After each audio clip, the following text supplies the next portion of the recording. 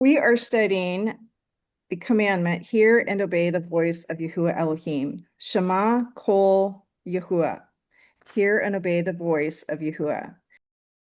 The primary verse that we're using is Shemot 15:26. And it says, if you will diligently Shema, hear and obey Shema, the voice of Yahuwah your Elohim, and will do with that which is right in his sight, and will give ear to his commandments and keep all his statutes. I will put none of these diseases upon you, which I have brought upon the Egyptians, for I am Yahuwah that heals you. Shemot 15:26. I mean, if I was suffering an illness, I would want to I'd be like, oh, I'm going to do it right now. Yeah. And then Yeshua said in Mark 12:28, I'll start there.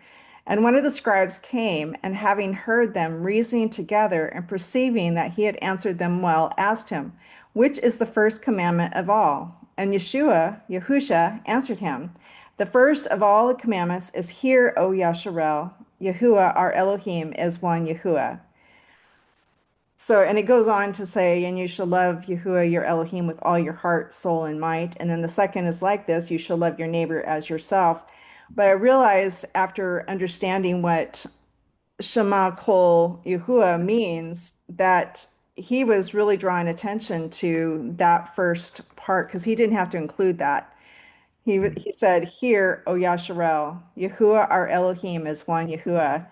And so um, after studying the Torah for 30 years, I realized that this is the foundational commandment for everything. Because if you hear and obey his voice, then you are doing everything that he's commanded and told you to do. And so that's why I wanted to start this off because it kind of lays a foundation for our study. What's also interesting is that in several of the verses, which is a new discovery since studying this, is that Shema is said twice, and that is the infinitive absolute. And Sean is a short little excerpt to share about that. So basically, the infinitive absolute is a grammatical function in biblical Hebrew. It's a verb. It uses a verb and repeats it, basically to add emphasis. The other functions it does, I'm not going to focus on right now. Um, the only thing we're going to focus on is just this one function because I don't want to overload your brains. So basically, the when you take a verb like the word roots literally is to rush, um, you would repeat it in order to add emphasis. So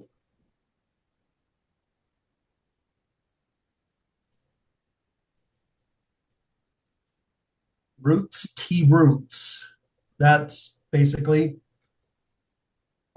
rush, will rush, most certainly is translated as most certainly rush. Basically, it implies the action of rushing and adds conviction of doing so. Hmm. So, yeah. Hmm. According to the book that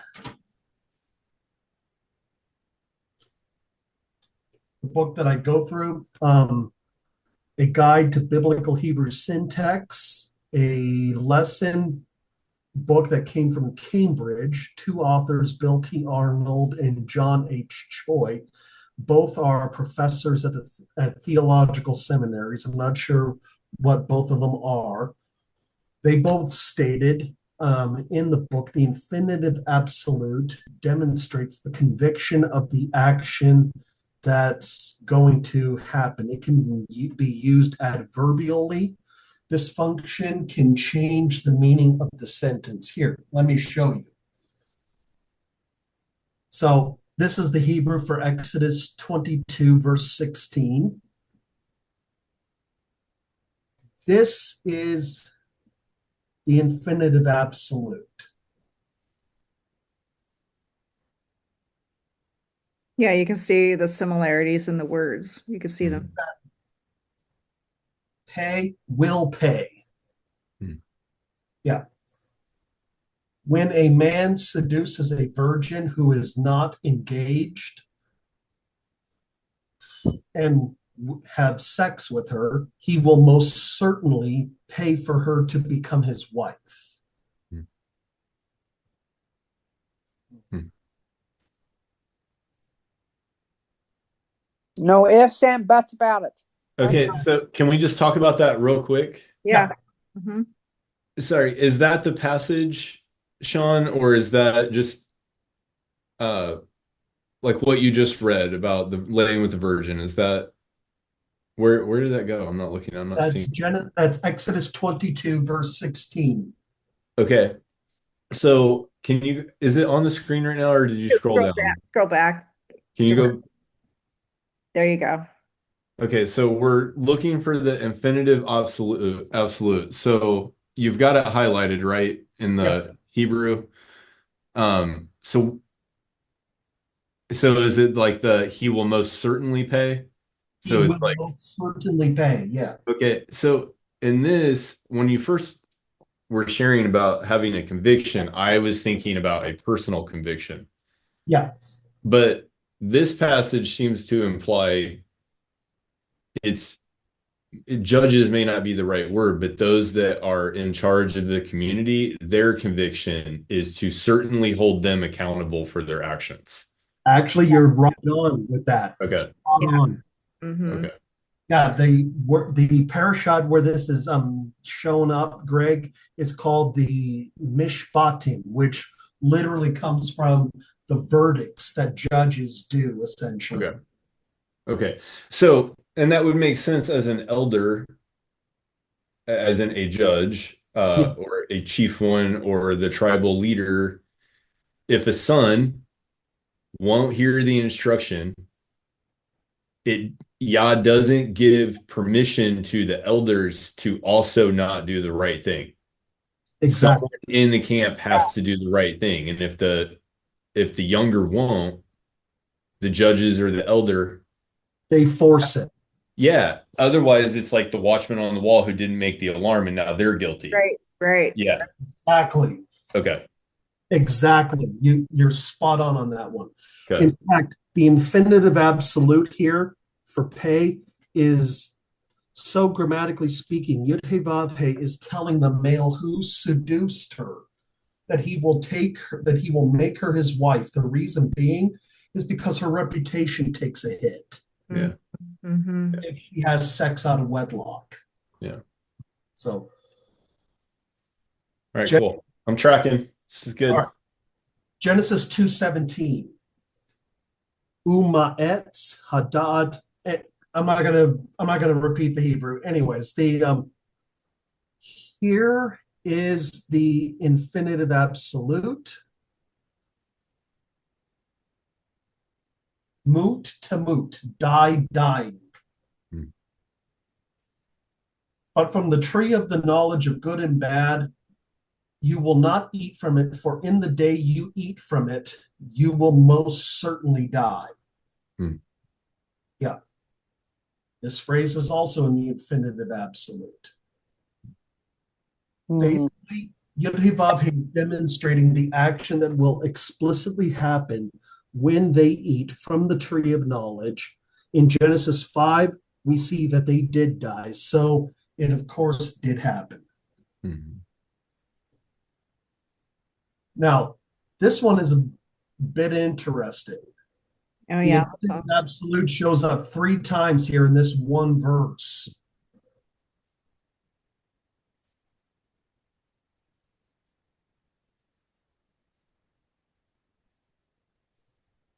Hmm.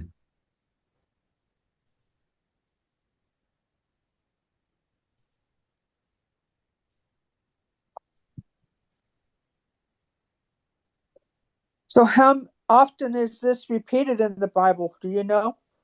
Quite a bit. Quite a I bit, would think yeah. so. And what you notice is when you do Strong's numbers, you'll see two Strong's numbers right next to each other, the same one. And I always wondered, why is that? And it's because the word is like basically said twice, but it's, there's some grammatical differences between them, but the word is basically said twice. And Sean and I were talking about this, and I kind of like picture it as, you know, Yah, his voice when he spoke out off the mount, that was pretty fear and trembling kind of experience. But I kind of see him with the frying pan, a black cast iron skillet, bonking you on the head and say, "Now this is one that's really, really important." Yeah. Yeah.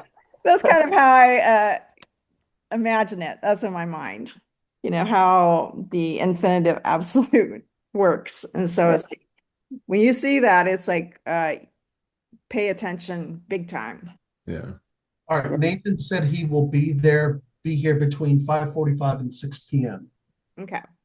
Okay. So Hey, so is that how you recognize it? If you're using the Strongs, is it when you see like in Shemot 15:26 where it's diligently hearken is H 80 85 H 80 85? That's how you recognize an infinitive absolute is being used. Well, mhm. other than, if you're not reading the Hebrew, yeah, that's how when you see it, you're like, oh, that's an infinitive absolute. So this must be something really important or something Yeah. that's being emphasized. And what I found was in all the infinitive absolutes that's used with Shema, you'll see here indeed or diligently here. You'll see that extra little word diligently or indeed or most certainly here. You'll see kind of little clues like that in the passages themselves. And to me, I can see where translators, would think that that was an acceptable way to express this. But when you understand the infinitive absolute from the Hebraic mindset, it just seems more, sobering, I guess. Yeah. Yeah, exactly. And Yeah. it's used three times in this passage. So this passage is really important because this one's talking about the widows and the orphans. Hmm. Yeah, exactly. Mhm. So if they will most certainly, if you will most certainly afflict them and they certainly shriek out to me, then I will certainly adhere to their shriek. All right. I'm going to read the context of the law, just to put this in context. All right. Exodus 22. Okay, so it's not the same word. It's three different infinitive absolutes Right, in the same right. passage. Yeah, Yeah. okay. But I mean, he was using it as like, if you really afflict them, then and they really cry out to me, then I'm going to really adhere to Yeah. some punishment Well, to you. Yeah. okay. If you vex a stranger, thou shalt neither vex a stranger nor oppress him. Mhm. For ye were strangers in the land of Egypt. You shall not afflict any widow or fatherless child. For if you will afflict them in any wise, and they cry out to me, I will surely hear their cry, and my wrath will wax hot, and I will kill you with the sword. Your wives shall be widows, and your children fatherless. Okay, so basically, to set the tone for this, as far as the Torah is concerned, inheritance rights are given to families. All right. So the fatherless and the widows, they don't have families. As far as the Torah is concerned, they don't have a means to stay on an inheritance. That's why there is a law for Yibum inside of the Torah in and of itself. Basically, it's to ensure that they don't necessarily get what is it called? That they don't become widows and orphans, essentially.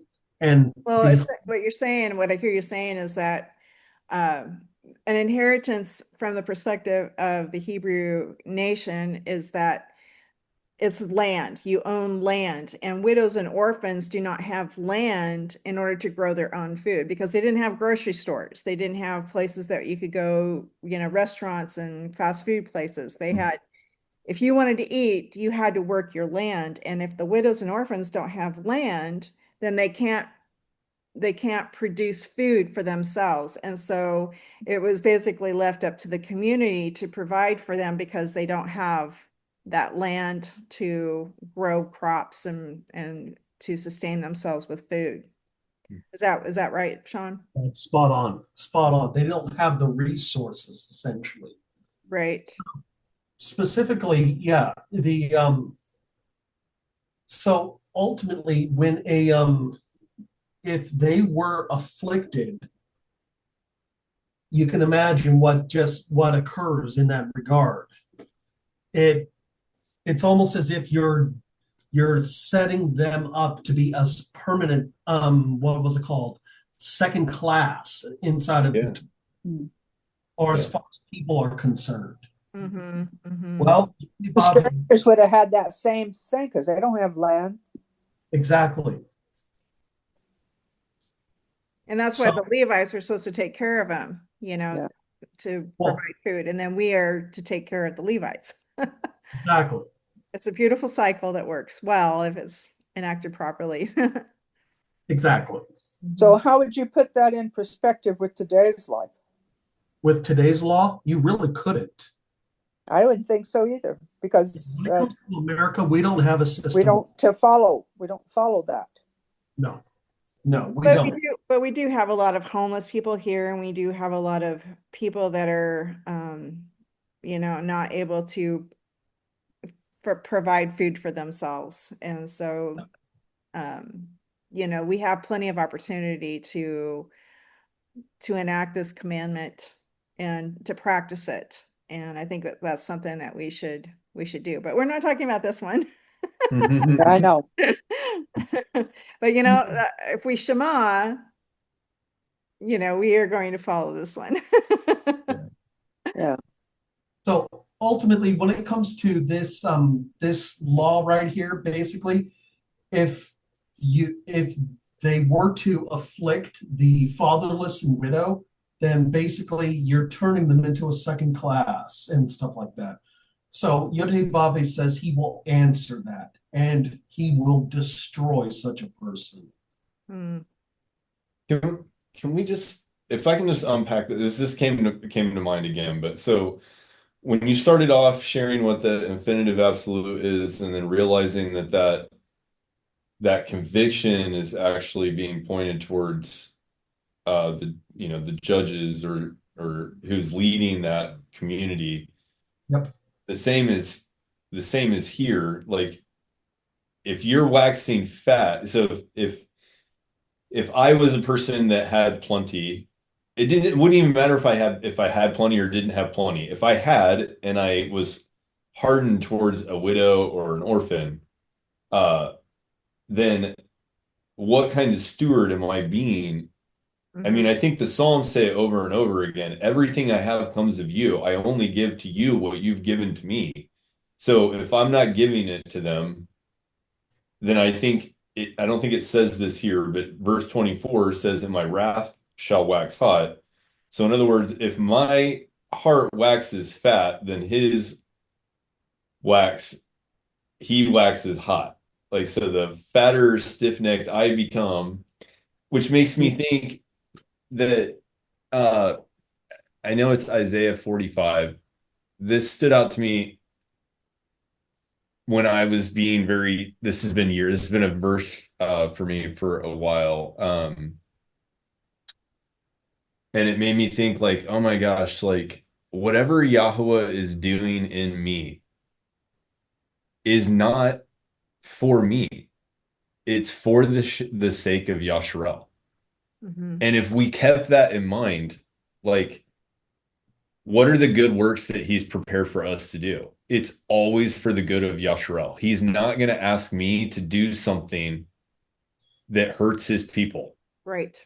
uh, ever. And that's what he seems to be defending back in Exodus 22, where we were just reading. It's like, that behavior is harmful to the people I've put my name on, and I'm not going to just let it go. Mhm. Where is it? It's I don't think it's verse one. Thus saith Yahweh to his anointed Cyrus, whose right hand I have hidden, holden to subdue nations before him. I will loose the loins of kings, open before him. Okay, I will go before you and make the crooked places straight. I will break me. It's not. I will give you the truth. That thou may knowest that I, Yahweh, which call you by thy name, am the Elohim of Yasharel, for Yaakov my servant's sake, and Yasharel my elect. So, like, why is he calling Cyrus? Not because you knew me, not because you were for my people. Like, I'm going to do these things through you for my people. Mhm. All right, that's what I see that in these verses that you shared, Sean, is that he's going to hold his community accountable for his community. Actually, that is very spot on. What was it? That's literally what his Torah is arranged for. In fact, just wanted to point this out. That's actually the exact representation of what it means to love your neighbor who is like you. Hmm. Hmm. So honestly, there should not be anybody that in our community that is in want or need. You know, Exactly. that's really kind of the kind of hearts and attitude that the House of Yasharel needs to be able to lead the nations, you know, in my Amen. opinion. So, Anyways, that's it. okay. Thank you, Sean. That Yeah, was it's very great. helpful. That was great. Did Yeah. you already share that on the group thread, or will you? I can though. I mean, I would say, yeah, let's do it.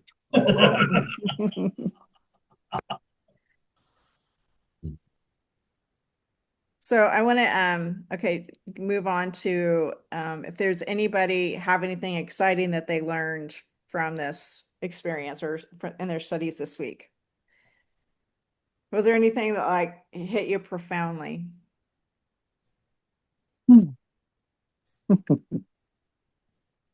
I saw some pretty cool stuff. So the I'm going to share my screen.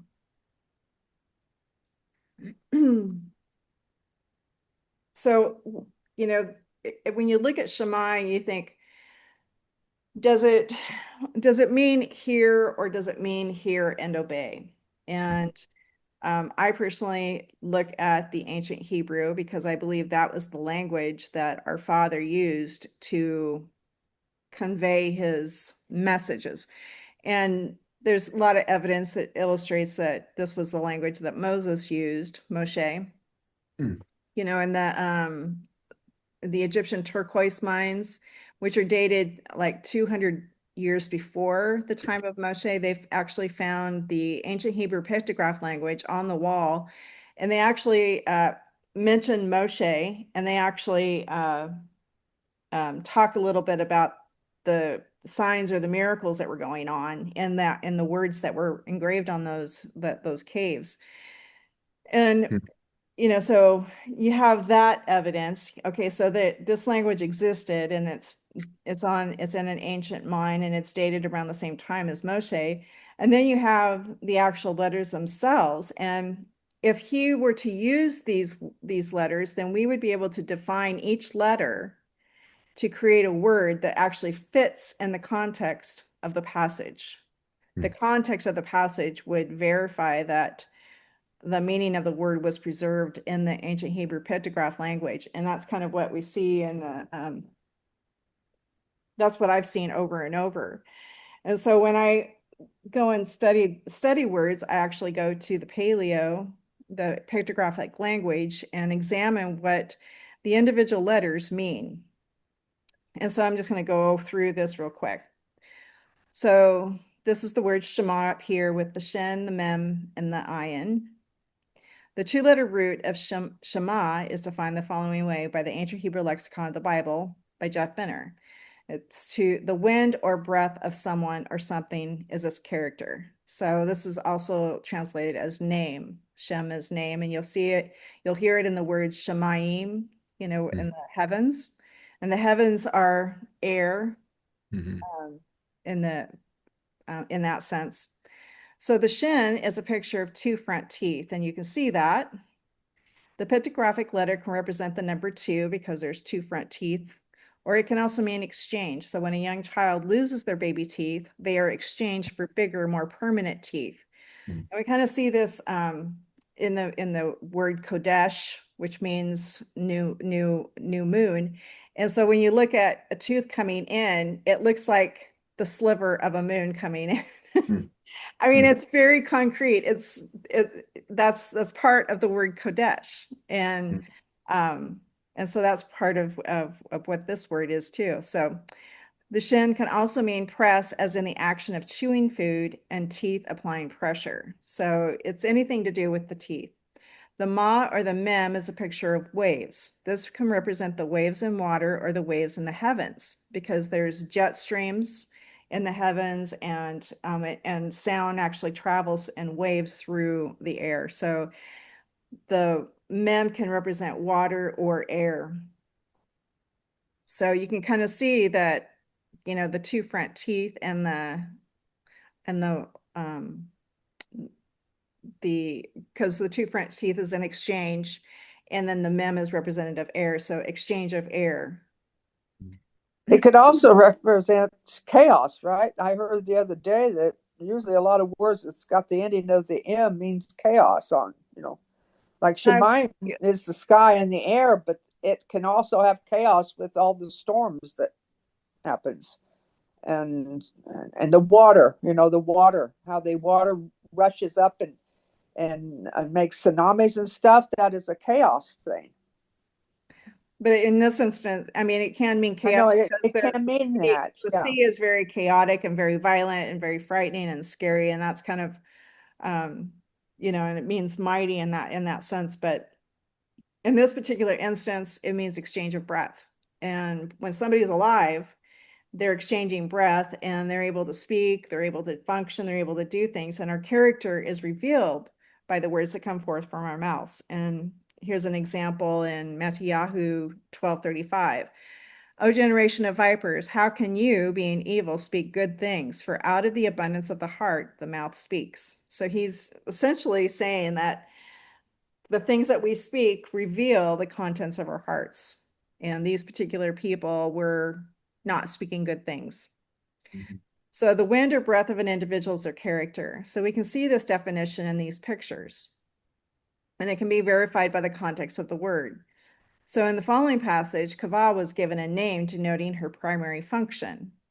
And Adam called his wife's name Shem, Kavah, and she was the mother of all living. So that's what Kavah means. Noah was also given a name denoting his primary purpose as well. And he called his name Noach, saying, this same shall comfort us concerning our work and the toil of our hands, because the ground which Yahuwah has cursed. So the names depict the function or the character of the individual, their function. So the two-letter can be the definition of the two-letter root in the pictograph language has been verified with the context of scripture. And so here are the pictures representing that. So we have the teeth, and then we have the waters, and we have the heavens. So dead men and women do not exchange breath, therefore they cannot speak or perform actions. They cannot illustrate their nature and character. It is the exchange of breath that allows us to reveal the contents of our hearts. So the Hebrew word Shema has the addition of the letter ayin, and the ancient Hebrew lexicon of the Bible, written by Jeff Benner, defines it as hear. So you're like, okay, how does this perceive to an exchange of air? To perceive or apprehend by the ear, to listen with attention, to obey. A careful By the ear. A careful hearing of someone or something, as well as responding appropriately in obedience or action. So you can see the eye right there. So there's a picture of an eye, and it represents the functions of the eye, like perceiving, seeing, watching, and knowing. So in its most basic form, this word means watching the exchange of breath, or knowing exchange of breath. And here are the pictures that represent that. So it's like watching the character of someone. So we know that someone has listened to our instructions when we see them following our instructions. If an individual does not follow our instructions, we know they did not listen to us because we can see that they did not follow our instructions. So here's an example. So Moshe is with Pharaoh. Pharaoh heard the words of Moshe, right, with his ears, but he did not heed the warning given by the prophet. So from our father's perspective, the Pharaoh did not Shema, and that's the word Shema right there. But Pharaoh shall not hear and obey you, that I may lay my hand upon Egypt and bring forth my armies and my people, the children of Yasharel, out of the land of Egypt by great judgments. So from our father's perspective, even though he might have heard and heard what Moshe was saying with his ears, he did not Shema because he did not heed or obey the words of Moshe. So from our father's perspective, Shema means to hear his instructions and obey what he said. So this is what Shema means from the perspective when examining the ancient Hebrew petrograph language. He is watching our words and actions to see if we are following his instructions. So parents do this all the time too. If we see our child not doing what we told them to do, we go and intervene and we say, you didn't listen to me. You didn't hear what I said. So, and then the definition of kol, it has a kuf, vav, and lamed. And the root is the kuf and the lamed. And it means when the shepherd called the sheep, they swiftly came to him. The staff of the shepherd was his tool of authority, and with it he would direct, discipline, and protect the flock. The pictograph of the kuf is a picture of the sun at the horizon and the gathering of light. The lamed is a picture of the shepherd's staff representing authority, and combine these mean gathering to the staff. So the kuf is a picture of the sun at sunrise, and light appears to be gathered together in the sun. So this often means gather. And then the shepherd carries the staff of authority, which he uses to guide and discipline and defend his or her sheep. Sorry, what's the relation of Cole to Shema? So kol is voice. And Okay. Shema is hear and obey, and here is the voice. Okay. Okay. So you're getting a picture of a shepherd who is calling his sheep. And I actually have a really cool video to watch. It's just a couple-minute video. Oh yeah. Have you seen this one? Yeah.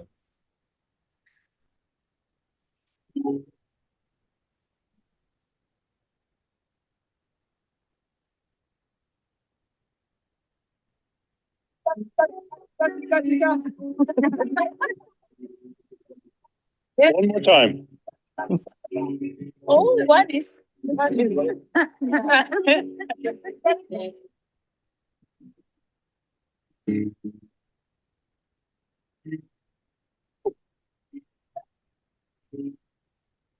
It's kind of bouncy on my end. I don't know if it is for everybody else.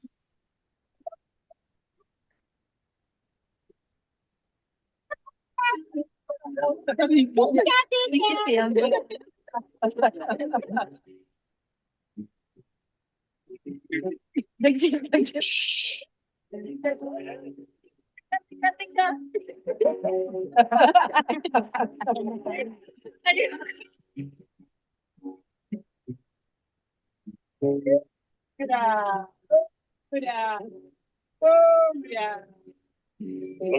at them.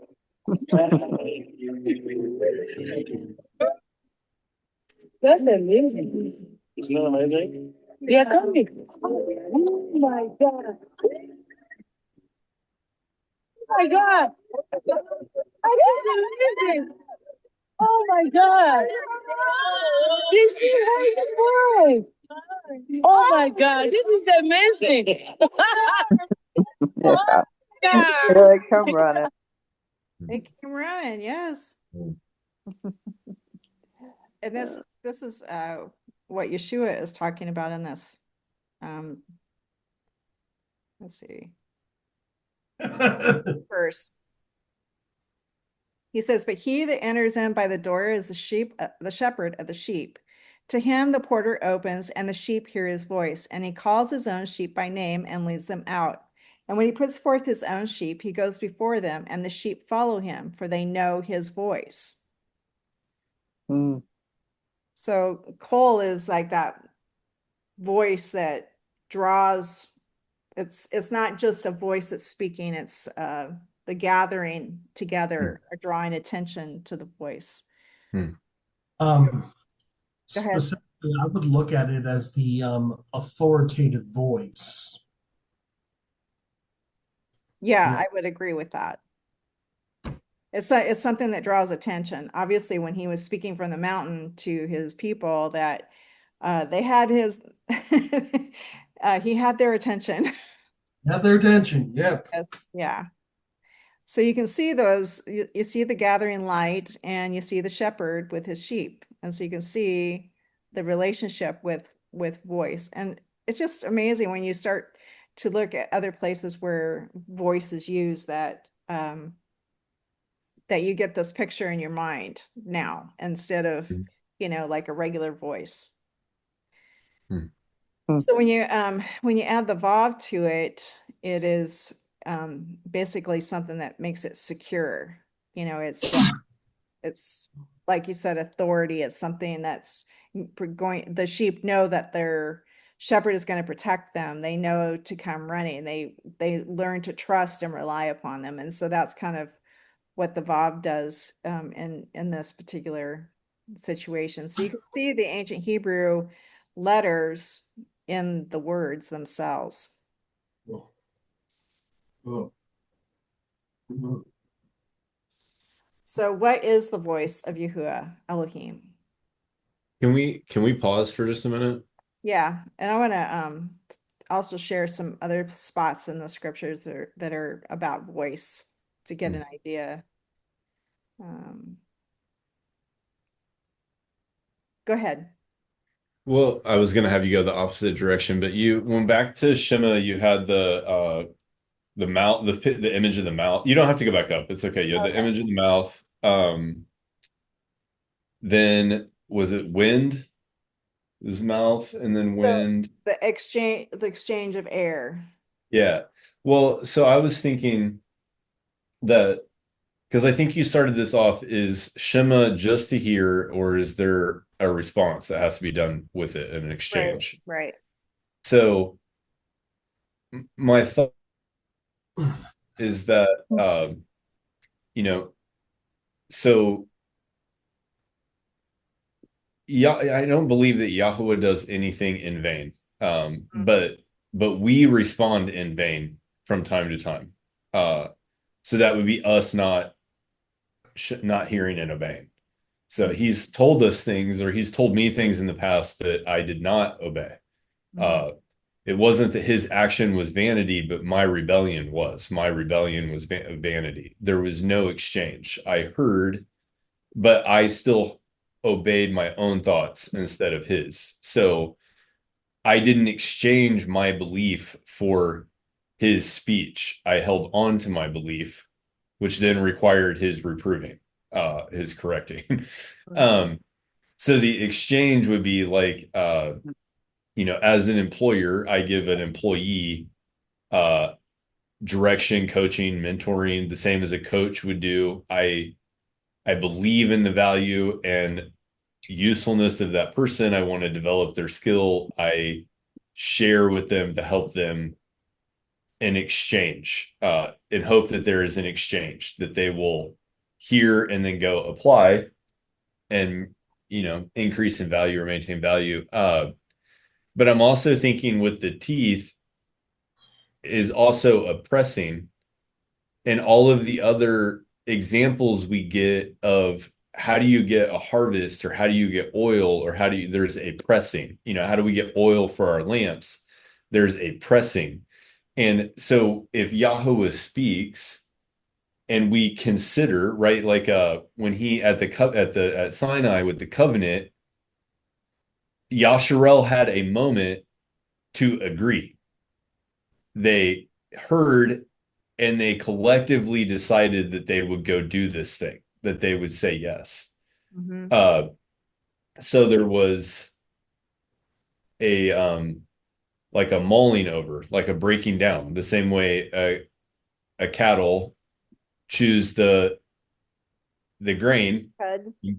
and breaks it down, and then it becomes nourishment that can be applied. So I can see where all of that ends up being um an exchange. It's like it's anyway. I Right, because you can see that the Hebrew is very much focused on action and function, yeah, and so it's so hearing is kind of like an abstract like term, but it takes, but like I said, like we said before, is it, the Hebrew takes it into a deeper level of where you're not only hearing the words, but you're processing the information and you're responding.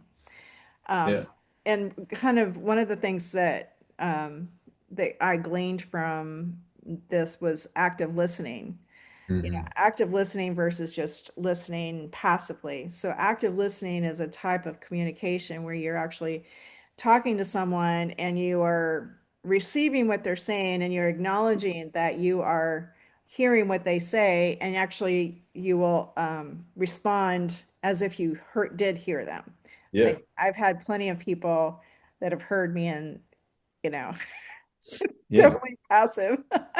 yeah, But Diane, active listening makes you feel valued, and and it makes it feel like you're understood. And so I really kind of think of Shema in that light, that when we hear his voice and we obey, that we are actually saying we heard what you said, and we're following up. We're doing it. We are. yeah. And I think that's really what the Messiah is talking about when it's out of the abundance of the heart, the mouth speaks. And by every idle word you will be judged is, Right. even though we don't have that because of the Greek, if we look at that same language throughout the Torah, when it talks about the chief cornerstone, it's definitely talking about the commands of Yahuwah, and that comes from his mouth. So the out of the abundance of the heart, my passions, will, and intellect, the mouth speaks. It's what commands am I structuring my life around? Mm-hmm. So the abundance of my heart, what my works come out of me, not necessarily. I can say things that sound good, and other people can judge me wrongly because I've deceived them. But my actions are always going to hold, are we going to be more provable? There's a witness to my action. Uh, and I think that's what you referenced that passage when you were going through this, but I think he's saying that uh, whose commands are you listening to? Who's your law? What law are you under? What law have you aligned yourself with? Whose instructions are you hearing and obeying? Because the fact is we all are, right? Like we're all Shema in something. Right. We're listening to some voice. Right. Yeah, we're listening into it and obeying something, but one way leads to life and all the others lead to death. So Right. Right. so something to point out, and this is very straightforward, actually. The word Shema, you actually pointed this out accurately, Diana. Or the word to listen, that's very passive. It's sort of like a noun in that regard. However, the word Shema is a verb. Right. Right. So it's depicts more of the action. And so, Exactly. if I'm sitting here and I'm hearing somebody say words and, communicating with me, you don't know if I'm actually hearing you unless I respond to your words with action or with words, or something like that. And so I do think it means to hear and obey. And when I saw the part of the about the Pharaoh, that he did not Shema, but yet Moshe was there in front of him, telling him what all these things that were going to happen, and he was communicating with him, and Pharaoh was responding to his communication, but yet from Yah's perspective, the Pharaoh was not Shema. He did yeah, not Shema. And yeah, so it means to definitely respond with obedience. And we can see that with the ayin in there, because he's going to judge us by our actions and our words, Well, because that is we can lie with our mouth. We can tell him all these glorious things about him, that we love him and all this, but then we can go and commit adultery with another man's wife or another woman's husband, and the actions are showing something different than what my words are saying. And so he is going to look at our actions and how they testify on our behavior. And that's why it's like the eye is watching. He's watching. Are you responding with obedience and following my instructions? Are you going to respond? Yes. Yeah. Yeah, but then also, I mean, isn't that how we get new perspective? Like that, how do we know that his instruction was for our good if we don't apply it? We apply it and then there's a fruit from it, and now we know. We have a knowledge, you know, a memory, a testimony, a witness that we have, whether a physical thing, whatever physical thing might have transpired, you have this like, he told me not to fear. I was afraid. I then remembered who it is I trust in. And this is how I got through this thing. I now know that I do not have to fear man or fear that, like it's a knowing. It's a like why Sean and why do you guys have so much conviction in what you're sharing? Because Hmm. Exactly. Well, you've already tested these things out, at least some of them, and you're like, no, I know. actually, You know. yeah, So I mean, I think he's watching, but I think he wants us to know. Like he wants us to know. He wants us to see that he is good. Uh, exactly. not not just think it, not just imagine it, but To to have know taste, yeah, because to know down it. in the bones. Yeah. Well, okay, Greg. I, Here's some. go ahead, John. No, no, no, no, please. Oh, I just had a memory of when I realized that the law was something for us to follow, and I got this pit in my stomach, like, oh, if I follow the law, I'm going to be cursed. And I just said to him, I said, all right, well, if this is what you want, I will. This is what you're telling me to do. I will obey, and even though I don't really like it. And I Hmm. started reading. I did. I said this to him, and I'm like, because he obviously I can't hide my pit in my stomach from him. He knows it's there. Well, no kidding. So I was honest with him, but I just said, okay, I'm gonna read the laws, and I'm gonna just do them. And I kept reading them, and I like, that's a good one, and that's a good one, and that's a good one, and Exactly.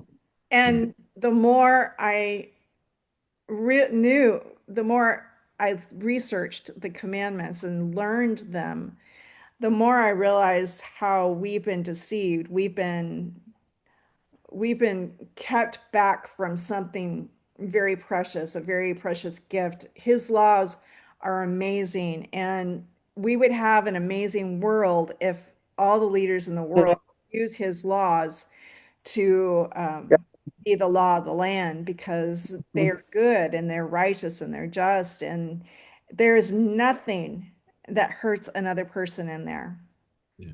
And that's what I realized. And the more I study, the more I fall in love with him. I mean, I wish people could see him the way I see him. Well, no kidding. That's exactly the way that I see it too, Diana. I mean, the the laws in and of themselves, they would benefit mankind if people would do them. Yes, yes. Yeah. Well, Yeah. The Jubilee is going to be great. For some, For I mean, some. Yeah. They're Yeah. not all going to be there. it would be, but some people aren't they're not gonna want the oppressed to go free. You know, it's gonna be the Jubilee is death to certain class of people. Right, you're right. Yeah. Yeah. They give up everything that they, yeah, Yeah. Well, start over. it's uh it's a much better situation to be elevated than than to be unelevated. Yeah. Yeah. When you've been used to being in an elevated position for so long and you realize that you got to be held accountable for the outcome of the world and the people and the condition of the heaven and earth, then you know you're going to be finding yourself on the bottom for eternity. So it won't be good for everybody. No, you're right. Well, yeah. That's like one of those weird things, right? It's like because the perception is that it won't be, but I'm in a full agreement. It will be great for everybody because the alternative is absolutely wicked. That Yeah. the oppressors get to stay in power isn't good for them, even though they believe that it is. And it's certainly not good for those they're oppressing, lying, deceiving, stealing from, you know. Yes, it will be good. It's just Well, there's going to be people that don't perceive it that way for a while. right. Well, you know, there's not a 30 to 50% income tax. And then you don't have you're not going to have property taxes. Yeah. And you're not going to have gas taxes, and you're not going to have sales tax. You're not going to have all these extra taxes. 10% is the tithe, and that's all that's required in the kingdom. And that is to feed the poor and to take care of the poor in the community. And so Yeah. when you look at, you know, our situation, we're being sucked dry, and I look forward to the day when when we won't have to have that burden. Our wealth won't be robbed from us. And then of When course, it talks about like like Yasharel getting I don't know the right language. Basically it's like those that oppress you, you're gonna get their riches. Uh but I don't know what they have that is valuable. Like I don't think it's talking about their houses and their cars and their paper money. You better believe that it's talking about that. That it is talking about their You better believe it. I I just I don't know. I just I'll tell you don't. why, Greg. I'll tell you why. There is actually a litany of passages in the book of Isaiah that talks about what was it called? The kings and queens will be your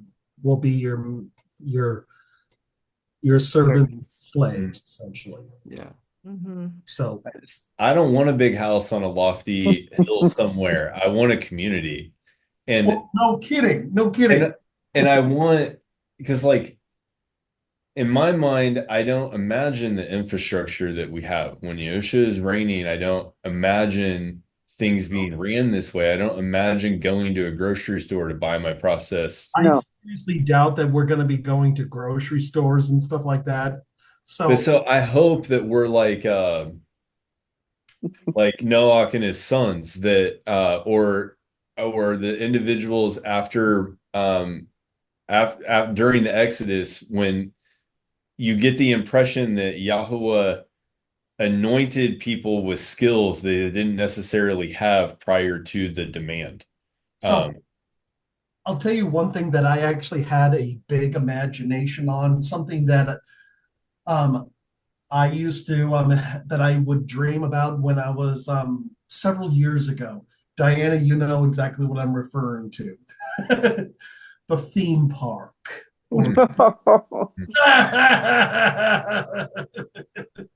You remember that. Mhm. So you want a theme park. I want a theme park and I want people to enjoy the feast days. Yeah, well, oh yeah. I mean, it sounds I awesome. want people to enjoy the feast days. I want people to come over to my neck of the woods to enjoy what was it called?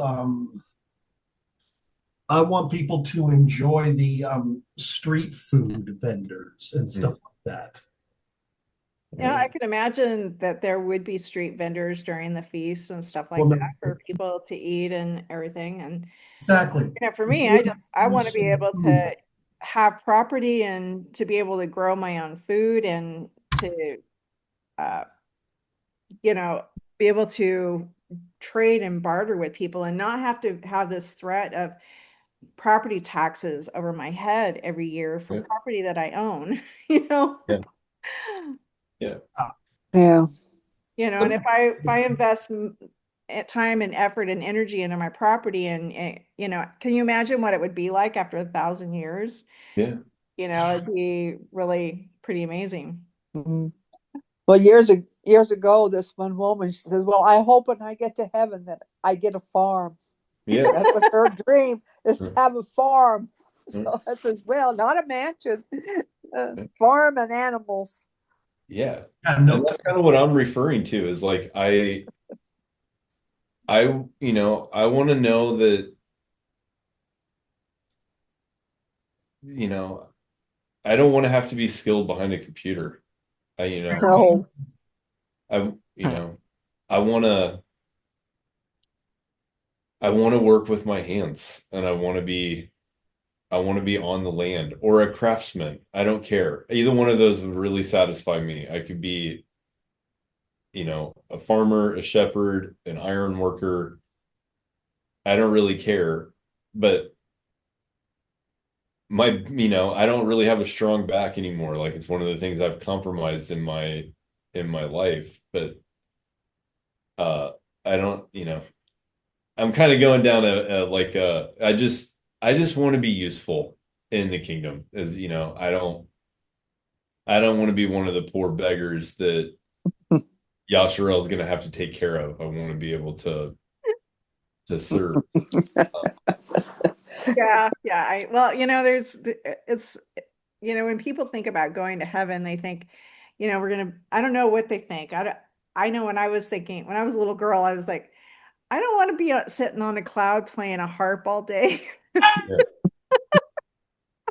oh, So when I found out that we inherit the earth, I was like very excited because I love the earth. I mean, I love going to places and seeing the beautiful creation that he's created for us. And so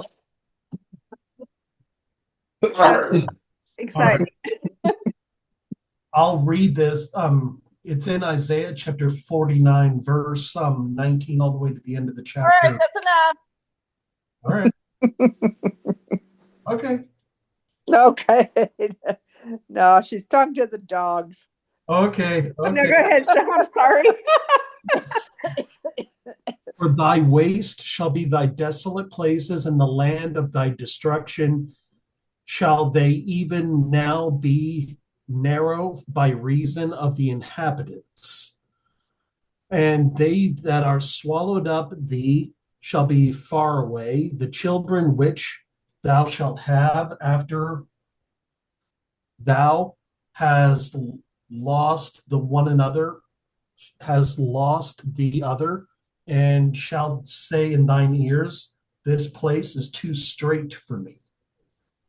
Give peace to me that I may dwell. Then you shall say in thine heart, who has begotten me these? And seeing, have I lost my children? Am I desolate, a captive, and removing to and fro? Who has brought me up these? Behold, I was left alone, that these where had they been. Thus saith Adonai Yudhevavhe, behold, I will give up mine hand to the Gentiles and set my standard among thy people. I will bring thy sons in their arms and thy daughters, and they shall be carried upon their shoulders. Kings shall be your nursing fathers, and queens shall be their nursing mothers. They shall bow down to thee in the with their face towards the earth, and shall lick up the dust of thy feet. And thou shalt know that I am Yudhevavhe, and you shall not be ashamed that wait for me. That is so glorious. Look forward to that time. Well, the meek shall inherit the earth, right? Yep. And how much better of a leadership will the meek be than those who are, full of pride and greed and who only look out for themselves, you know, or their buddies, you know. Yeah. It's like, when you have somebody that's humble and meek and wants righteousness and justice, things will be a lot better. Things will be a better situation, a better world, because, people aren't going to get away with things and be I, held accountable. yeah. I think I think that what the kings and the queens of this earth currently own uh, is the air, the land, the water, and all the natural resources. It's not the rich man or rich families in my neighborhood or the local who's made it in this construct of materialism, who's achieved that elite status or top 10%. I don't think it's that. I think that when Yasharel is governing or ruling or stewarding alongside Yahusha, it's that uh water will flow where it's supposed to. The cattle will graze and land will rest, and that will be our possession. That will be our, like Adam, we will get to manage again, but we'll do it because we'll Shema. We'll do it, we won't hear another voice. We'll hear his voice, um and we will do well with it, and the land will be happy. It will have shalom. It will be doing what it was created to do. It'll prosper. The Yeah, land will prosper and the whole earth will be a Garden of Eden. yeah. So Amen. the So sorry. no, I'm good. Okay. In the book of Zechariah, basically what it talks about is that the nations will have to come to Jerusalem to celebrate the what was it called? The Feast of Sukkot. Sukkot. Mhm. Yep, Sukkot. The Feast of And Tabernacles. Mhm. yeah, Feast of Tabernacles. yep. And if they don't, well, they're Yep. going to well, basically, they're Yeah, not. if they don't Shema, they're going to have problems, aren't they? Well, I just imagine the whole No world grain. coming to Jerusalem for the Feast of Tabernacles. It's going to be A amazing. celebration. Oh, it's going to be amazing. The whole world coming to Jerusalem for these celebrations and all the events and things that will happen, and all the prosperous fruits and vegetables from the harvest, and how people have, they'll prepared songs to sing for the king, or a performance or something like that. And it'll be really cool. It'll be an enjoyable experience. It'll be like something we look forward to every year. I don't think we're gonna need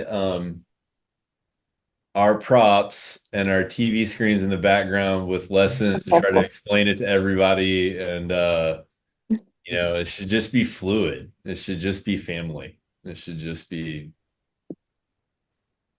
great. Like a big party. Yeah, yeah. With a theme park. With the theme park, The right? team. And those When somebody wanted a food nice trucks. cream parlor. Theme park and food trucks. Yep. So Exactly. one of the things that I saw on the inside, so things that are also translated as voice, a sign is a voice. And so a sign, like the plagues in Egypt had a voice. So, it's not like something that you speak. It's just something that draws your attention.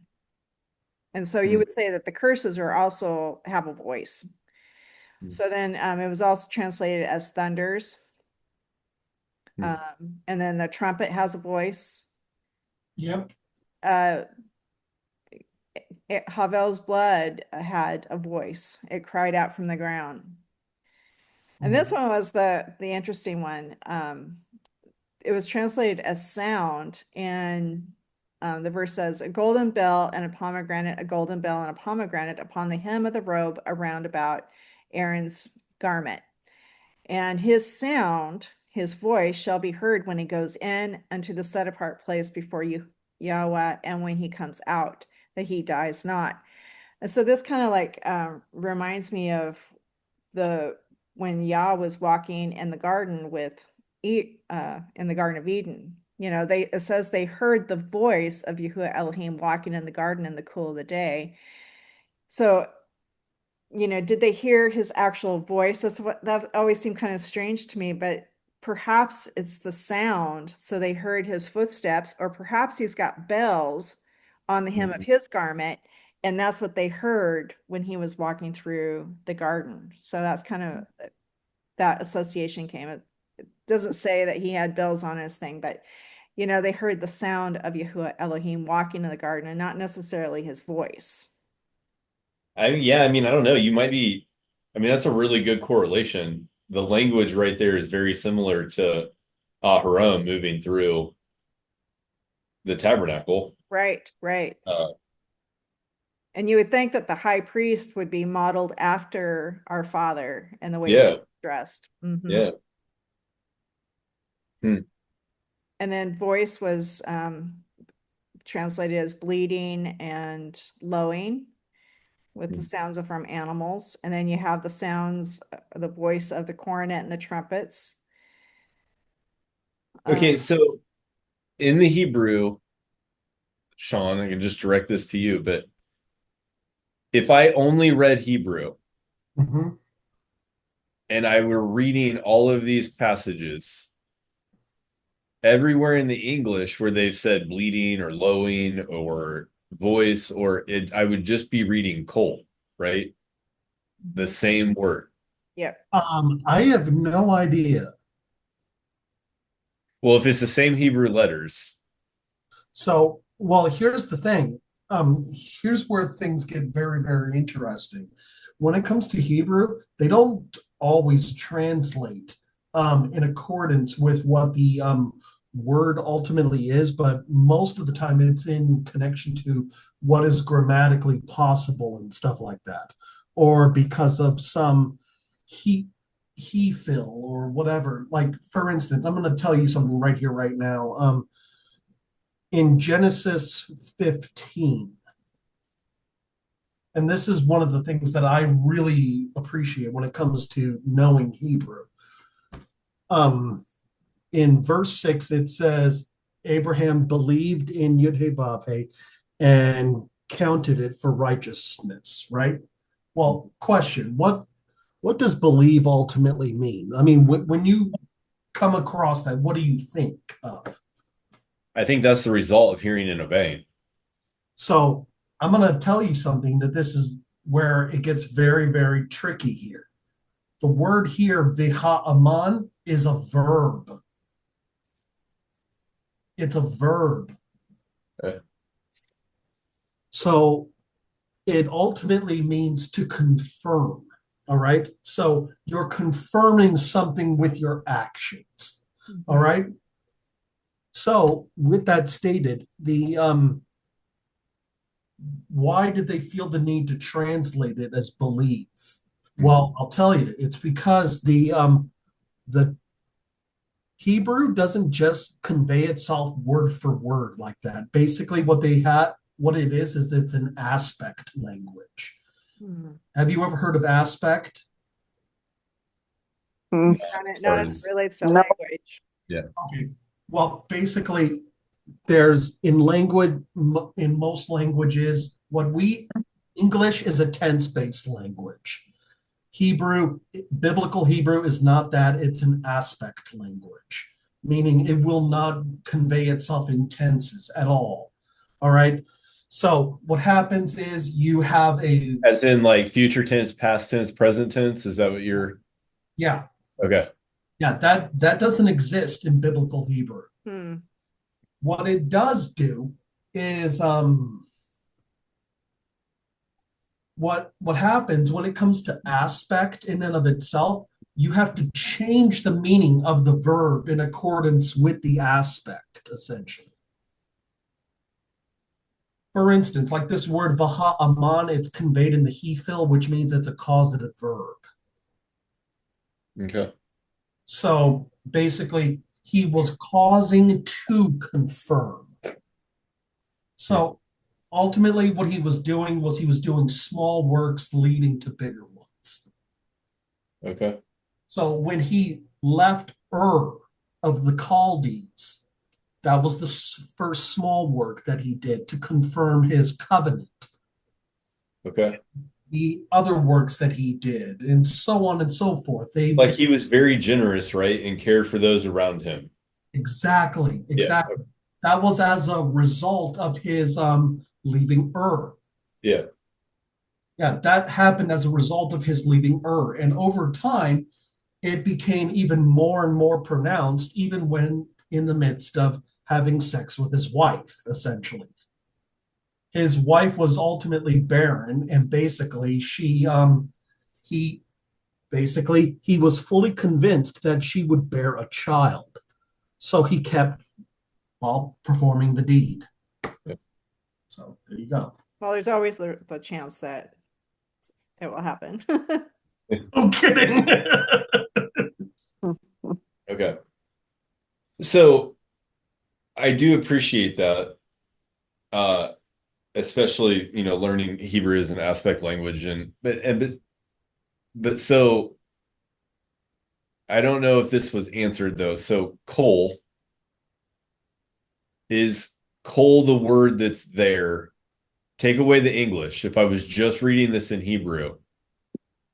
Well, I'm saying ultimately that there are times when it will not always use that exact word. Okay. It will use other words, essentially. I Okay. know, but what he's saying is when you read the Hebrew, like, what is In- this? Bleating of sheep in my ears and the lowing of oxen. okay. The word is coal that is there. And the reason they drew the conclusion it was bleating because that's the sound that sheep make with their voice. Yeah. And so in the context, they interpreted it in a way that so did not come across as voice, Okay. right? All right. Hang on. Let me. It was the same with the sound. I mean, why did they translate? So I checked with Sean on Genesis 3:8, Bereshit 3:8, which says, and they heard the voice of Yahuwah Elohim walking in the garden. This could easily have been translated as sound. Yeah. Yeah. All right. Yes, it is. Yes, it is. Okay. Right. So that's just interesting to me with Hebrew. I don't really know what that means. It's fascinating that one of the other words you used was thunder part of Shema, or was that part of Kol? Coal. Yeah. So I mean, so don't go back where you Right just here, were. thunder right here. Okay. But go back to the sheep. So the oxen were thundering and the sheep were thundering and the I mean, I get the message kind of still stays consistent, but So it's just hard for me to I'm not it's not hard in an opposition. It's just so interesting to me how how robust the Hebrew is to be able to have one word, but it could really be 20 in a modern language. Right. right, Mean right. different things. Yeah. But Because it's each one of the Hebrew is so much more helpful than an English alternative. Like, like for example, good means nothing in the English construct. Knowing that it means functional means everything, absolutely. you know? You So, can relate to functional and dysfunctional. You see yeah, it in families all the time.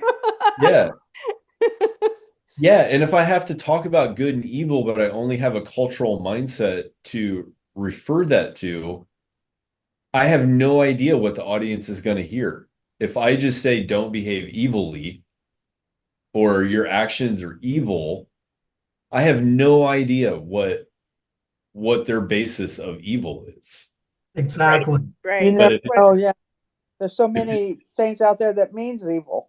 yeah, Mhm. Well, even more so than that, Greg, and this is one of the things that I've realized over the course of time is that basically there are times when the Tanakh speaks and like when it comes to evil or wicked or this or whatever, and it's speaking at a what was it called? It's speaking at a what was it called? At varying degrees. For instance, I mean, I've seen what was it called? I've seen many different occurrences where evil was explicitly stated, but also at the exact same time, in other situations, it was even other people were far worse in that regard. hmm, hmm, So, I mean, a great example, sin, iniquity, and transgression. They're not all one and the same. yeah, Oh, okay. When I can see that, I mean, if we just break it down as evil as dysfunction, well, Dysfunction. Yeah. the longer that a system operates dysfunctionally, the faster it escalates in its dysfunction.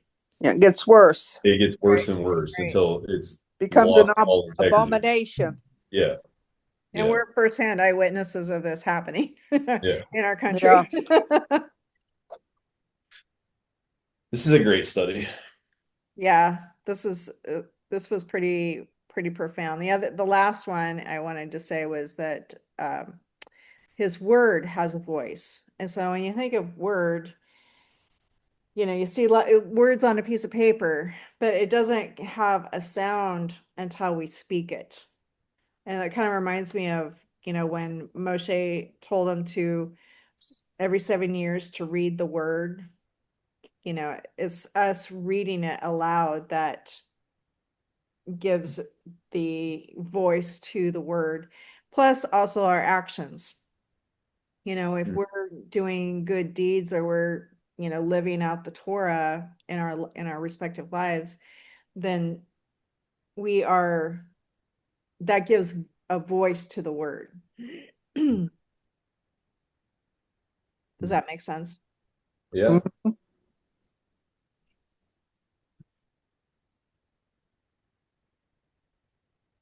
So let's see what else.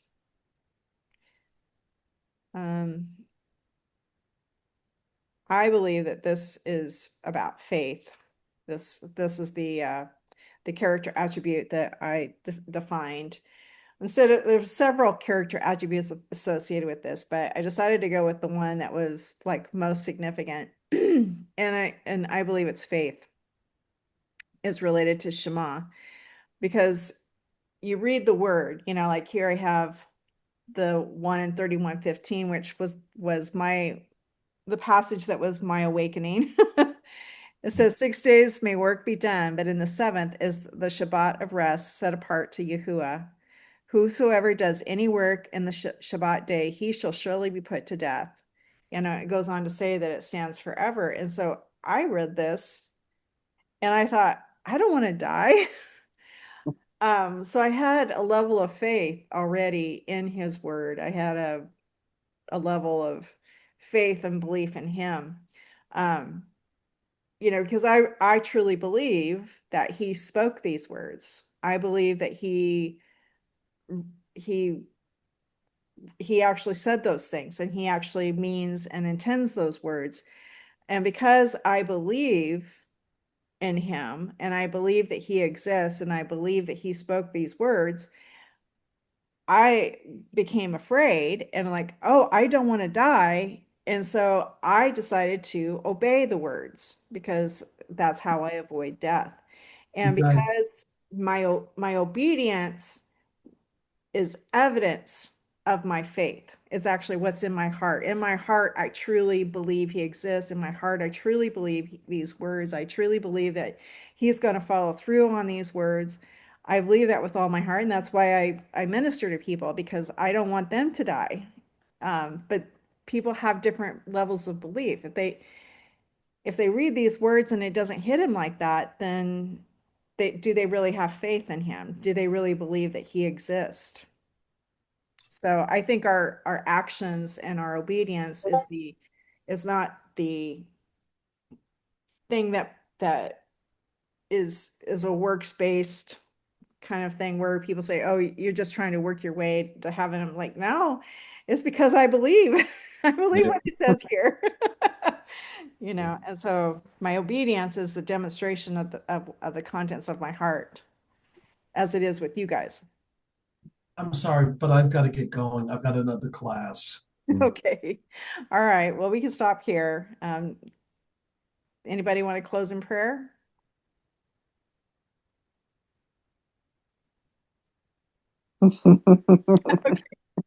Dear Heavenly Father, thank you for this wonderful study and the insights that were gleaned and the conversation and the fellowship that we had together. And I just thank you so much for this time together and just pray that you would bless each and every person that's participating here today.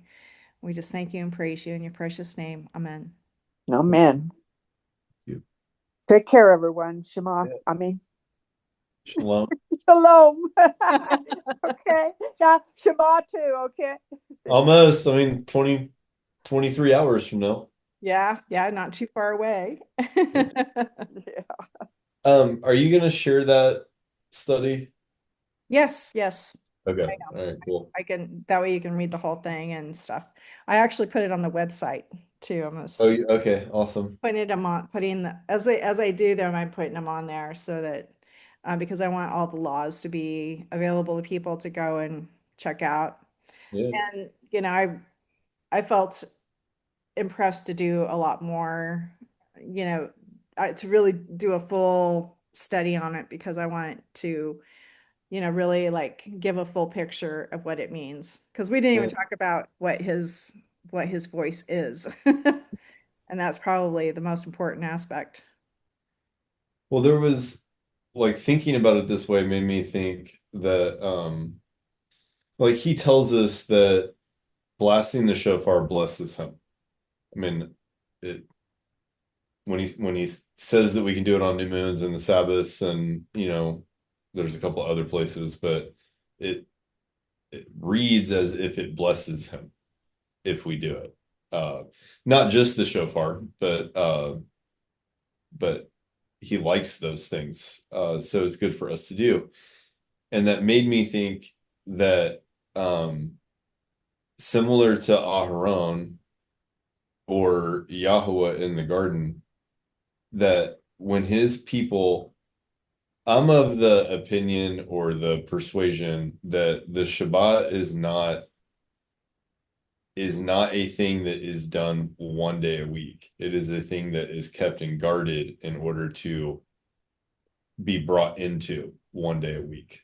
But I don't get to rebel against Yahuwah or half-heartedly, not if I want to come with a sweet smelling aroma, you know. And so that makes me think that similar to Aharon moving through and people would know him by the sound, or Yahuwah moving through the garden, they could hear his voice, that when his children are moving through the week, according to Yahweh's ways, it is a sweet sound or a sweet smelling aroma that he hears. So I think everything that was presented tonight would make a great argument that when we hear and obey, it makes a sound, and that sound is pleasing to Mm. Yahweh. Um, Right, because our yeah, actions are, when we move, or when we're speaking words of life into people. We are speaking good words that go out into the universe. And I sometimes think about, when you're talking about the blowing the shofar, that energy and things that's in your heart, and you blow it through that horn, and it's like goes out into the universe and creates ripples that it's actually having a positive impact on the lives of people all over the world. And I think it's it is. powerful. Yeah. It does far more than you think. I want to tell a funny story really quick about the shofar. So, we live in a neighborhood. It's an older, like our street was the only street in the neighborhood in the 70s, and then in the 90s, the rest of the farmland got bought and got turned into a neighborhood, and it's like a semi-custom home or neighborhood. And the original road, which is where we live, obviously not the original builders, but there were 7 houses around a little 1.5 acre lake. So it's a private lake to the 7 of us that live around it, even though we're in this bigger neighborhood.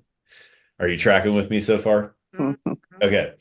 So every Friday, uh, for sure, I go outside to blow the shofar at the beginning of the Sabbath. But I'll always open the windows when the family goes to do it. So I'll open the windows. I just something doesn't feel right to keep the place closed up when you're gonna, pray, blow the shofar. So I'll open the windows up. But the point is over. It had to have been somewhere during the Feast of Unleavened Bread. One of the Sabbaths began on a Thursday night. Uh, Something happened on a Thursday night. Was it a high Sabbath? Was there something during the Feast of Unleavened Bread that fell on a Thursday? Do you remember? Okay, It was the end of it was the end of the unleavened bread, the last day was was on. that Thursday night? Huh?